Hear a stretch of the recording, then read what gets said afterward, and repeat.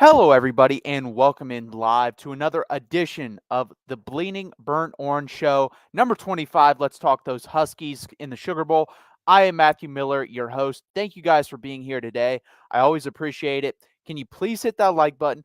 Please hit that subscribe button. We are simulcasting on Mark Rogers TV, the voice of college football, the SG1 Sports Texas channel, the Big 12 channel at Mark Rogers TV, the voice of college football, and the SEC channel, which Texas will be moving to next year. And that year is fast approaching, guys. We're 18 days away, 17 days away from the new year. So go over and subscribe to the SEC channel.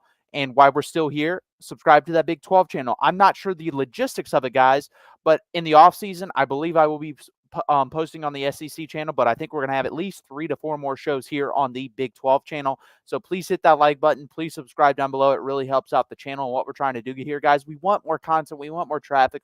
We know there's a lot more Texas fans on here or that aren't on here than are. We need them to come in. So please hit that like button. Please subscribe down below. Also, if you're going to go to a game, why not buy tickets at a cheaper price?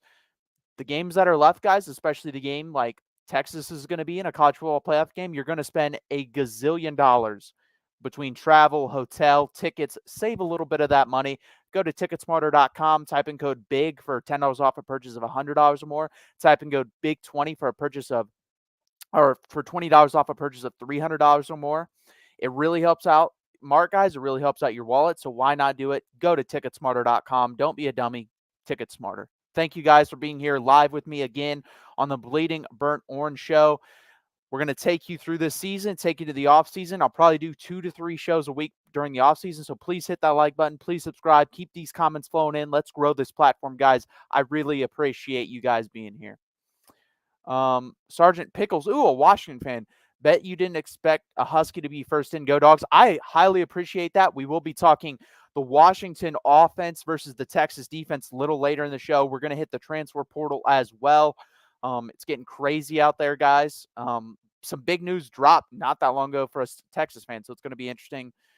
Texas has to play Oklahoma and Georgia in back-to-back weeks next year. That is very tough to reel. Luckily, that's next year. Let's focus on this year. So let's talk about the transfer portal. And we're going to talk losses to the portal first, then we'll talk additions. Texas has 7 guys, now 8, that are going to enter the transfer portal.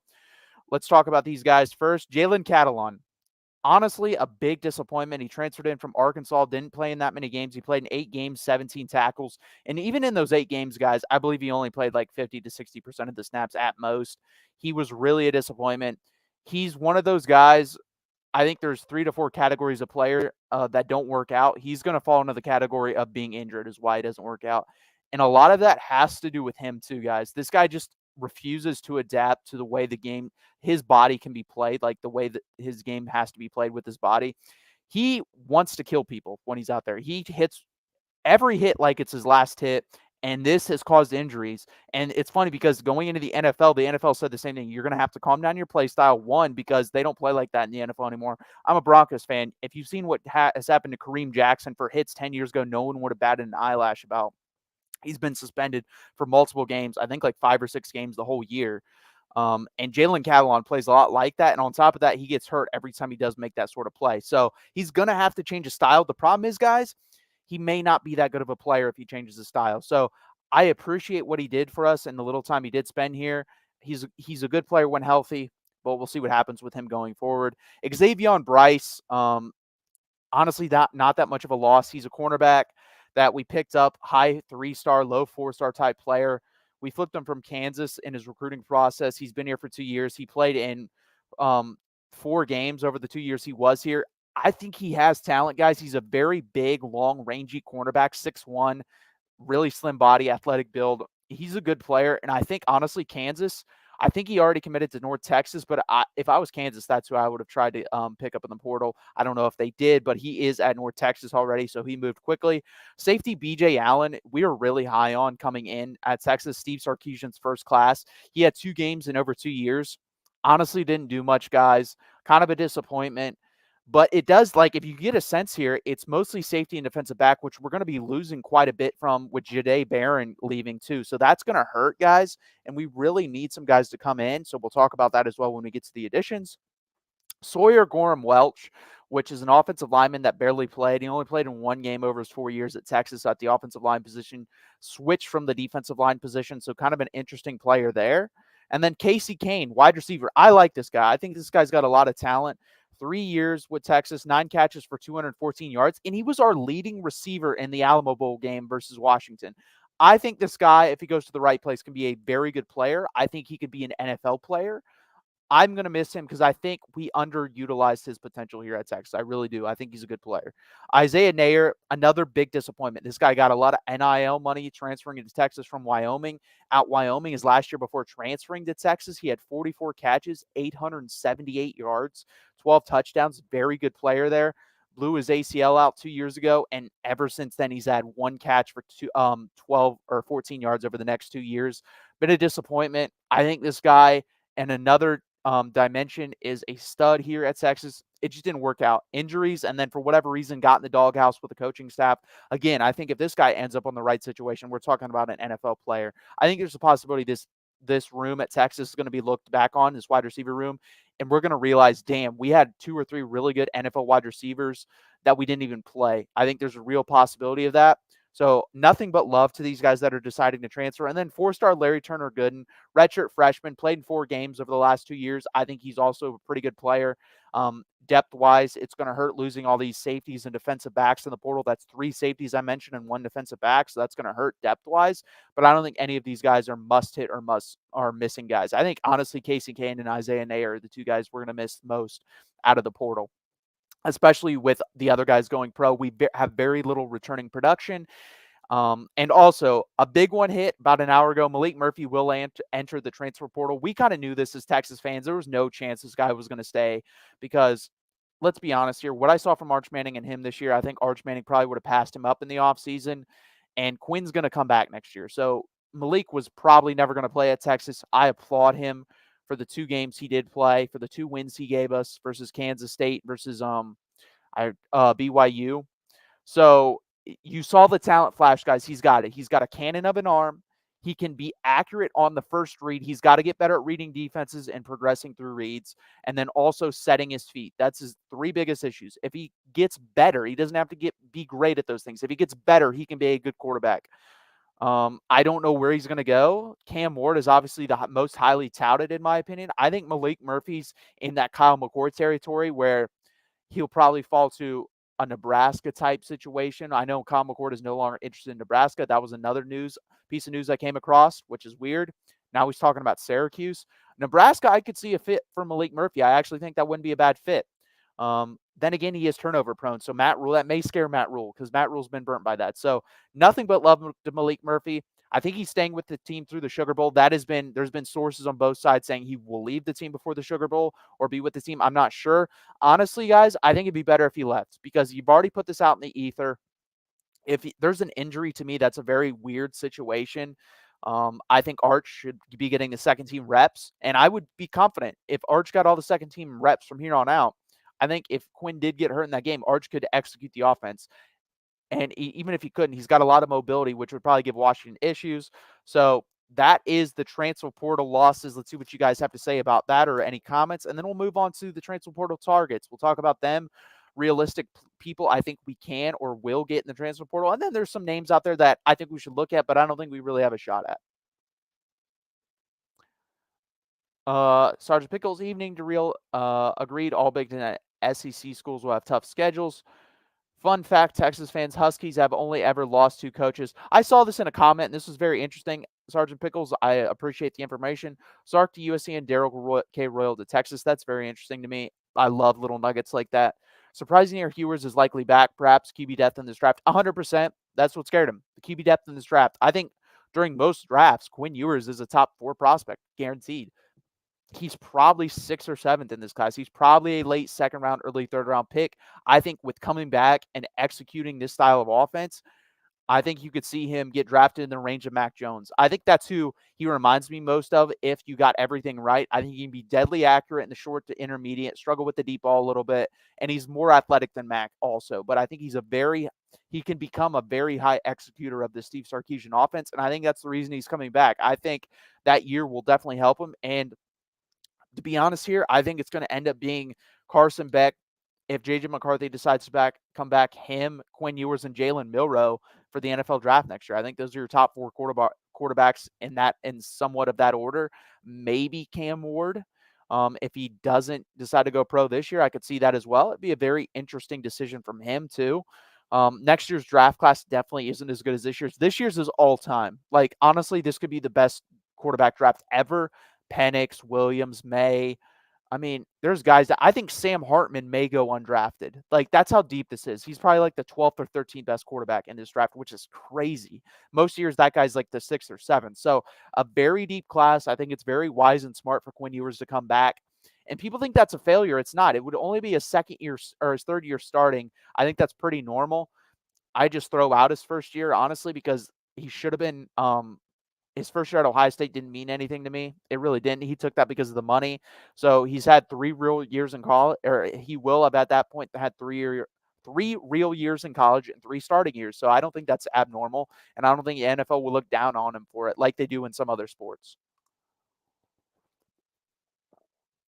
Okay, I disagree with this, D-Pool, and we'll get into that. Sergeant Pickles, I hope you stick around because I think it's a bad matchup for Texas. I've talked about that. Do I think Texas is a more talented team? Absolutely. I think we have more pros on our team. There's no doubt about that. But in the areas of our weakness, that's where Washington has the strength. So I think this is going to be a very good matchup. Today, we're just breaking down Washington's offense versus the Texas defense, how they match up, key matchups that I'm looking for that will decide the game, and stats that I'd like to throw out. But before we do that, again, please hit that like button. Please subscribe down below. It really helps out the channel. I really appreciate it. We'll take this and then we'll move into the additions I should see Texas or will see Texas going forward to look at in the transfer portal. That UW defense that is criticized so much gives up less yards per attempt and per completion than the Longhorns, 100% against a better passing lead. I don't disagree with that. Listen, man, I'm a fair fan. I like to go to stats. I like to point out logic in my stats, and that's what I use to determine outcomes. I'm not going to dispute that because I think that's basically all true. I've been consistent on this. It's a one-score game either way, and a couple key plays will make the difference. I don't disagree with that. I think I would agree with this. I think Texas has more wiggle room than Washington. I think Washington has to play a better game than Texas to beat us, but I think they can. They're fully capable of that. And then also, you have a very good coach with a month to prepare. It's going to be very interesting, and we'll jump into that in a little bit. But before we do that, let's go to possible portal additions that Texas could have. So, Andrew Makuba, we talked about safety and just in general defensive backfield depth. This guy's a very good player for Clemson, could easily be going into the NFL draft and easily probably being a 2nd through 4th round pick, determining or it also who goes in the draft. Man, I cannot speak. It depends who goes in the draft. If Andrew Makuba if he decided to declare, he could go between the 2nd and 4th round. I really believe that. He has a couple visits already scheduled. He's going to visit Oregon, Oklahoma, Ole Miss, and Texas. He could play safety or nickel, which is huge because safety is our weak spot, and Jahdae Barron is not going to be here next year. And I think Jahdae Barron is one of the 3 best nickel backs in all of the country. He's a very good player, guys. This is a huge gate if Texas can get him. From everything that's being reported, I think he would go to Texas like pretty fast, but the problem is credits. This guy's a junior. Will his credits transfer from Clemson to Texas, or most of them? Obviously, you're not going to get all of them to transfer. I don't know if any of you guys have been to college. I have. It freaking sucks to transfer credits because there's a max that each institution will take. Usually that's around 60. So if this guy has like 90 credits and they're only going to let him have 60, that's 30 credit hours. That's basically a year of school that he would have to repeat. It's hard for me to believe that he'd want to do that. Now, again, what does he value? If he values a degree as much as he values going to the NFL, then he'll probably take a place where he can transfer more of his credits. If he doesn't value the degree and he wants to go back home because he's from Texas and he wants to play right away and play at a high level, because I think he can do that in this defense, I think he'll choose Texas. We'll see what happens there. Another guy, Trey Moore. Trey Moore, defensive end from UTSA, the Roadrunners down there in San Antonio. He's the American Athletic Conference Defensive Player of the Year. He has been great the last year, guys. 35 tackles for loss, 22 sacks, 75 quarterback pressures. This is a very, very highly coveted defensive end from UTSA. It seems like it's coming down between him or from Texas and Ohio State. I'm hoping we can get him because we definitely need him. It'd be really helpful depth-wise to have a Trey Moore, Colin Simmons, the 5-star coming in, Ethan Burke, and Barron Terrell. You basically rotate those 4 guys. That's a very good defensive end rotation, something we haven't had around here in a very long time. And then a guy that I'm very high on, wanted him after the game, and I think Texas is going to get him, Steve Wiltfong from 247 has put in a crystal ball, and that guy hits a lot of the times, a lot more than he doesn't. He's got like a 90% hit rate. Matthew Golden, 76 catches, 988 yards, 13 touchdowns over the 2 years at Houston. Fantastic kick returner as well. He is a burner, guys. 10.9 speed, 100-meter yard dash speed. That's what we're talking about here. This guy can succeed in the Steve Sarkisian offense. I think you can get about 80% of production. Like it, put up Xavier Worthy stats. I think you can get 80% of that from Matthew Golden. I think that's how good of a player this is. He's a very, very good player in special teams and at the wide receiver position, and I think he would be amazing in the Steve Sarkisian offense. Another guy, Juice Wells at the wide receiver position, very high on him. I don't think he's going to come to Texas at this point. I think he's probably going to end up at Ole Miss. South Carolina 2 years ago, he had a foot injury this year. That does concern you, but 2 years ago, 68 catches, 928 yards, 6 touchdowns. Another guy that I think would be fantastic in this offense, has blazing speed.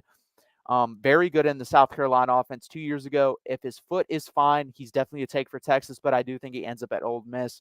And then a guy that has been in college a lot longer than I thought, from Florida, defensive end, Princely Human. I'm going to butcher this last name. Humanilian. I can't even say his last name. I know he's a Texas prospect at one point. He was down to Florida, Texas, and I forget the other team. It might have been A&M when Tom Herman was here. He has 11 and a half sacks in 2 years. I think this guy probably ends up at another SEC school. I know Texas is going to give him a look, as they should, because, again, that would just help the depth at the defensive end position, because let's be honest, we're losing a lot at defensive tackle that I don't know if the portal is going to be able to replace. I don't even think college is going to be able to, or high school is going to be able to replace it. So if you can beef up the ends and then you're a little bit softer in the middle this year, I think that's the way you're probably going to end up having to go.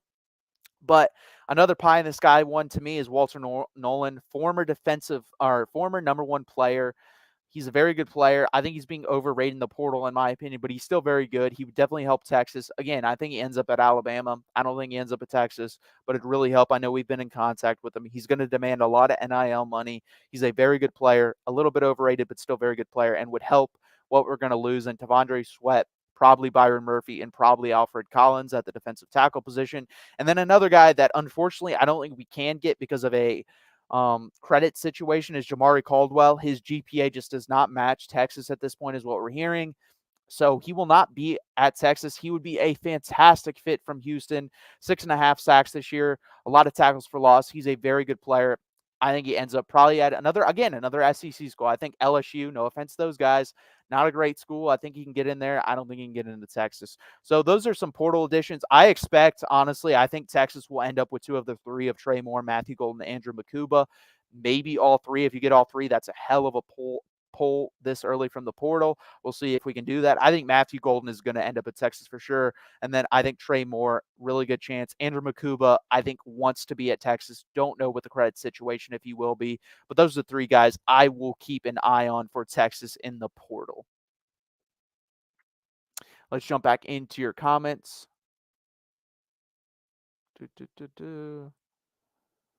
Sergeant Pickles, Deepool, Oregon is better than Texas in a lot of categories. Texas has played 2 good teams and is 1-1. Huskies are 2-0. I disagree with that. I just do. I don't think Oregon's that good. I think they've been overrated all year. And I've been consistent on this. I've said this for the past month and a half. I think Oregon's the most overrated team in college football inside the top 15. I do. I don't think they're all fluff. What they are is, and these guys, I'm going to give them credit. College football nerds, a little SEC bias, but they talk about teams that do well versus bad teams, but don't translate versus good teams, and that's Oregon to me. They just don't. I think they're very overrated, but that's my opinion. Again, if you have stats to prove me wrong, then you're probably right. Deepool, you strike me as one of those Texas fans last year that talked big smack before the game and then made all those excuses after it. It'll be a great matchup. Just enjoy it. Cordy, 9-3 or 10-2 regular season in the SEC next year, in my opinion. The Michigan, Oklahoma, and Georgia games will be huge the other night. I agree with that. I predict 9-3 for next year, but that's very early.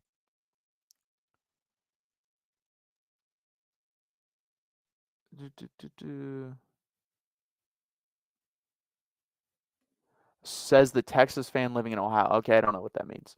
Um, I guess Oregon's overrated. I don't understand what that has to do with me living in Ohio, but okay.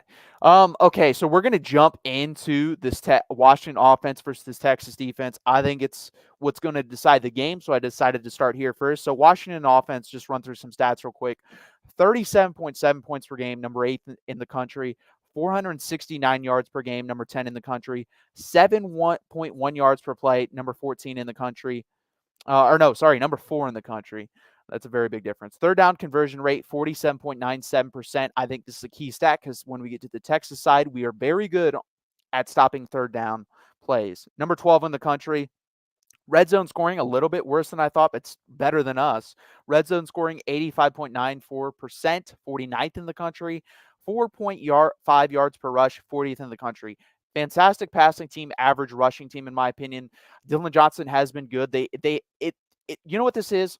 They're a good enough rushing team to keep you honest. That's exactly what Washington is. And with the 3 NFL wide receivers, with the NFL quarterback, with a very good offensive line, underrated offensive line, you can get away with this rushing game. If this was a worse passing game like in the 20s, Washington probably has 2 or 3 losses. But this passing game is elite, probably the best in the country when all 3 wide receivers are healthy. Jalen McMillan has missed time, and that has caused it a little dip. But in my opinion, it's the best passing offense in the country. So this is another important one. On dropbacks, he's only sacked 2.2% of the time. That is number 3 in the country, guys. That is huge. This team does not give up sacks. They're very good in pass blocking. Again, not as good in run blocking, but very good in pass blocking.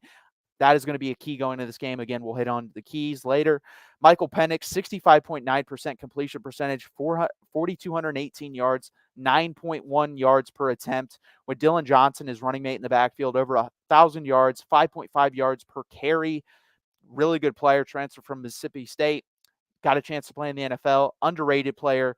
Like I said, he's given them balance on this offense, and that's what you needed with this dynamic passing game because you can't just throw 50 times a game, and we'll talk about that. Rome Odunze, probably the best wide receiver in college football. I think there's a debate with Malik Neighbors, him and Marvin Harrison Jr. 81 catches, 1,428 yards, 17.6 yards per catch, 13 touchdowns. Jalen McMillan in 9 games, 34 catches, 468 yards, 13.8 yards per catch, 3 touchdowns. And then Jalen Polk, a guy that I really like from Texas. He's a stud, 60 catches, 1,000 yards, 16.7 yards per catch, 8 touchdowns. A bit more of the deep ball threat there. And then the tight end, 2 guys, Devin Culp and Jack Westover, 50 catches, 526 yards, 10.52 yards per catch, and 6 touchdowns. A very dynamic offense that loves to stretch you east and west with bubble screens, outs, and then also loves to hit you over the middle quickly with slants, but mostly from the outside, guys. They like to run those long timing slants from the outside and not the inside. And then they like to hit you deep. Michael Penix can touch all parts of the field, guys. He can throw you deep. He can throw you deep to the outside, deep to the inside. He can throw anywhere you want it. He can put it there. The issue with him is somewhat mobile, but not really a mobile passer to me. When he does go mobile, it's more to run for the couple yards he does want to run for. I don't see him as a type that wants to scramble and throw the football. So Texas, get him off platform. Do not allow him to step in his throws. That's going to be a key to the game. And this offense is very good.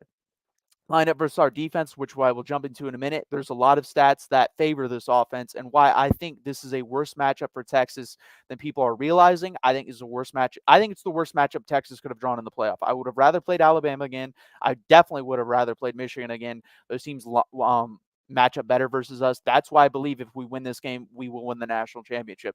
It's a big if, though. This is a very good football team. I am not underrating them. When we do get to my final predictions, I'll let you know the score. I think it's going to be a hell of a game. And again, we'll get into the Texas defense after I take some of your comments.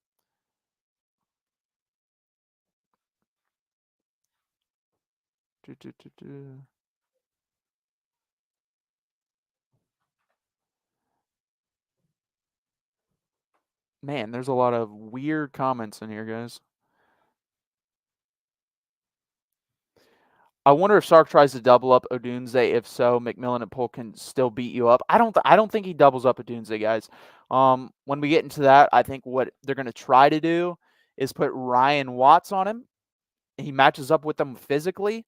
And then you're going to have Jahdae Barron versus Jalen McMillan in the slot. I like that matchup for us. I think that's an even matchup, honestly. I think it's going to come down to whoever guards Jalen Polk.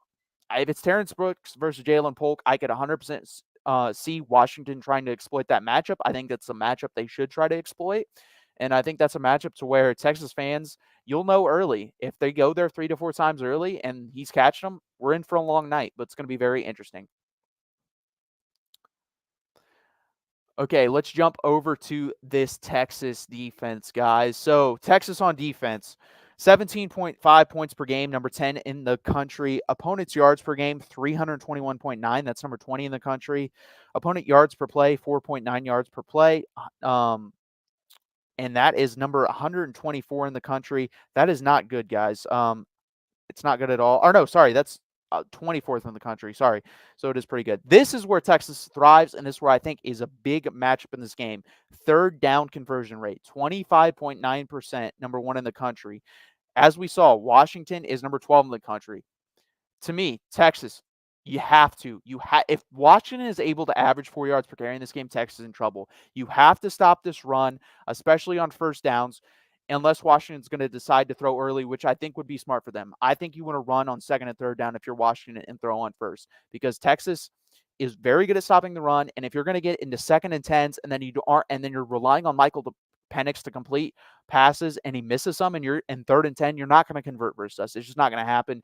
Now, if Washington can be in that 3rd and 5 minus range, I like them in that situation. They're a good enough offense on third down. I think they can beat us a decent amount on third down, even though we're the best in the country. We have to stop the first down play, whatever it is for Texas. I'm hoping Washington decides to run the ball a lot on first down because I feel very confident in that. If they decide to pass, we could be in trouble. Red zone scoring, very good as well. Number 4 in the country at 71.43%.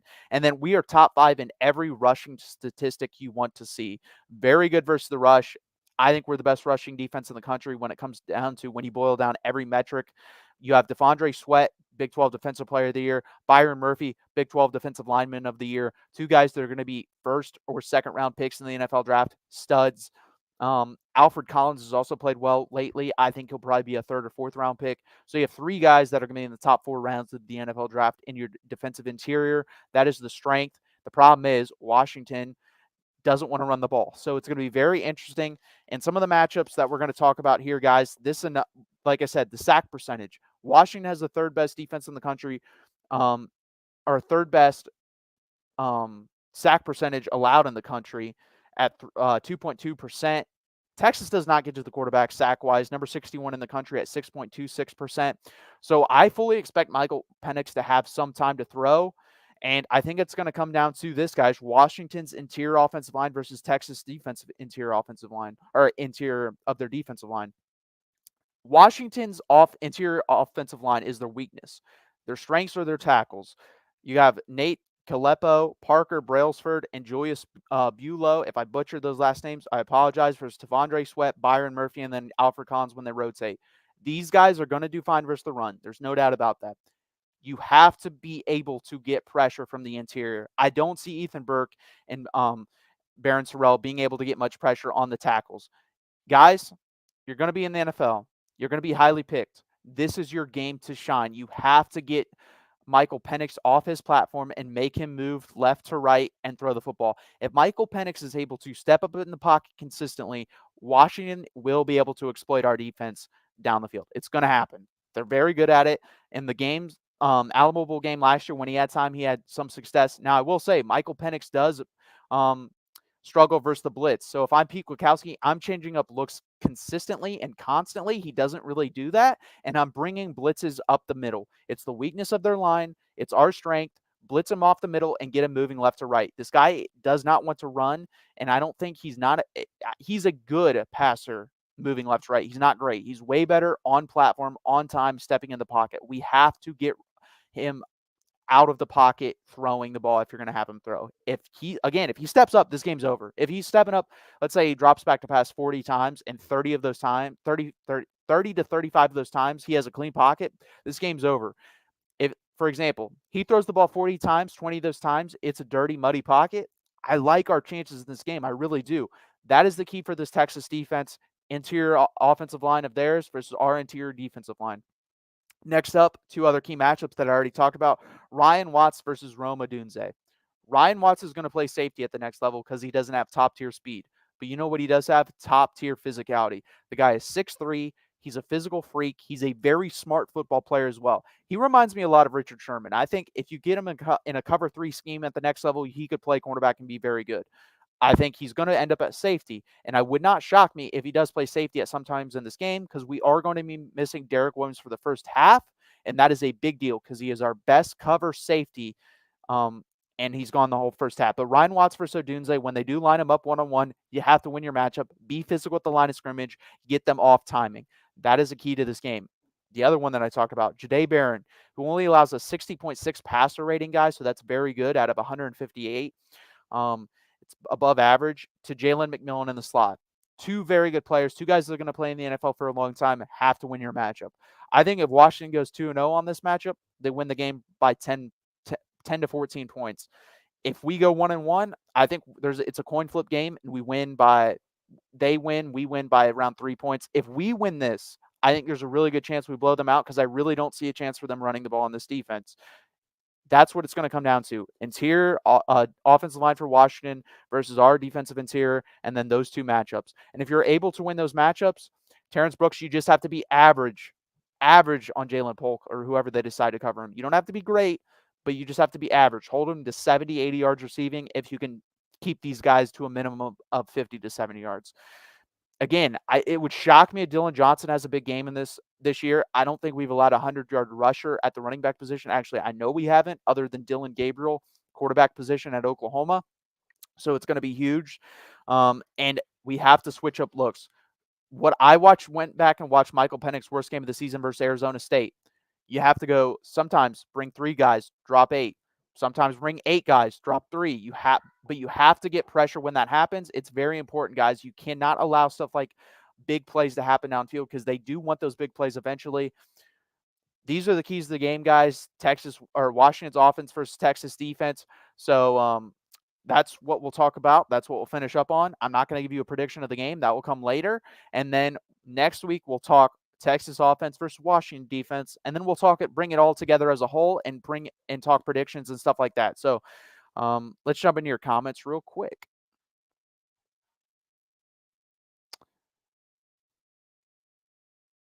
Texas sucks. Okay, cool. Hard to say UW line is a weakness when they were Joe Moore. I said the interior of your offensive line is a weakness. I did not say your whole line is a weakness. You are Joe Moore. You're one of 15 teams. You have a very good offensive line. Sergeant Pickles, people keep bringing this up. Please go watch Texas defensive line highlights. Please. I'm just asking you. They're way better than Oregon. Oregon does not have anyone like Devondre Sweat. They don't have anyone like Byron Murphy. This is the best defensive line you will face. It is. I don't care what you say. I think your offensive line is fantastic. I think it might be the best in the country. But we also have the best defensive line in the country. And that's why I said those 3 guys versus your 3 interior guys is going to decide a big portion of this game. Johnson usually has success because the pass is working well and the go play action on light boxes. Yes, that, and he's very good at running outside zone. I think he struggles a little bit with running between the center and the guard, but outside zone he's very good at.